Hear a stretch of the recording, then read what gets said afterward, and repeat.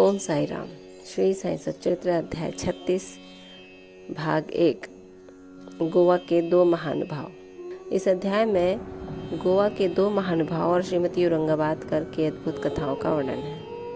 भाग 1 गोवा के दो महानुभाव। एक समय गोवा से दो महानुभाव श्री साईं बाबा के दर्शनार्थ शिरडी आए। उन्होंने आकर उन्हें नमस्कार किया।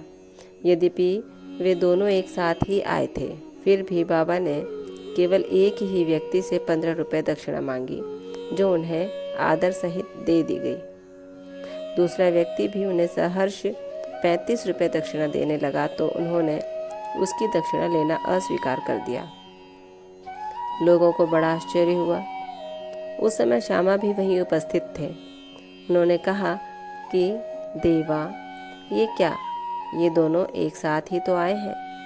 इनमें से एक की दक्षिणा तो आप स्वीकार करते हैं और दूसरा जो अपनी इच्छा से भेंट दे रहा है उसे अस्वीकार कर रहे हैं।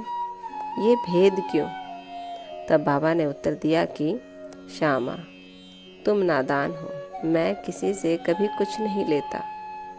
यहाँ तो मस्जिद माई ही अपना ऋण मांगती है और इसलिए देने वाला अपना ऋण चुकता कर मुक्त हो जाता है। क्या मेरे कोई घर, संपत्ति या बाल बच्चे हैं जिनके लिए मुझे चिंता हो? मुझे तो किसी वस्तु की आवश्यकता ही नहीं है। मैं तो सदा स्वतंत्र हूँ। ऋण, शत्रुता तथा हत्या, इन सब का प्रायश्चित अवश्य करना पड़ता है और इनसे किसी भी प्रकार छुटकारा संभव नहीं है। अपने जीवन के पूर्वार्ध में ये महाशय निर्धन थे। इन्होंने ईश्वर से प्रतिज्ञा की कि यदि मुझे नौकरी मिल गई तो मैं 1 माह का वेतन तुम्हें अर्पण करूंगा। इन्हें 15 रुपये माहवार की एक नौकरी मिल गई। फिर उत्तरोत्तर उन्नति होते होते 30, 60, 100, 200 और अंत में 700 तक मासिक वेतन हो गया। परंतु समृद्धि पाकर ये अपना वचन भूल गए और उसे पूरा ना कर सके। अब अपने शुभ कर्मों के ही प्रभाव से इन्हें यहाँ तक पहुँचने का सौभाग्य प्राप्त हुआ है।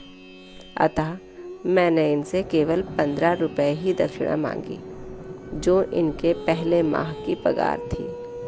ओम साई राम। बाबा जिन भक्तों से स्वयं ही दक्षिणा मांगते थे, उनका पिछला कोई ना कोई ऋण चुकता नहीं हो पाता है, इसीलिए बाबा उनसे मांगते थे।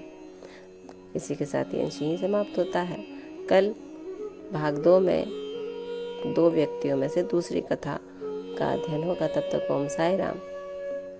बाबा आप सब पर कृपा रखें, आपको आशीर्वाद दें और कष्टों से दूर रखें। ओम साई राम।